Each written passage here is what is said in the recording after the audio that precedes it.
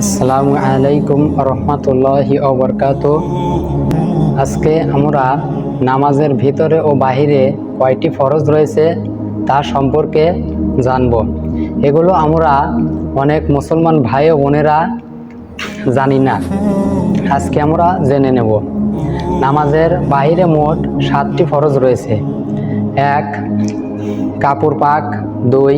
জায়গা পাক, 3. শরীর পাক, 4. সতর ঢাকা, 5. কিবলামুখী হওয়া, 6. ওয়াক্তমতো নামাজ আদায় করা, 7. নিয়ত করা। নামাজের ভিতরে মোট 6টি ফরজ রয়েছে। 1. তাকবীরে তাহরিমা বলা, 2. দাঁড়িয়ে নামাজ পড়া, 3. কিরাত করা, 4.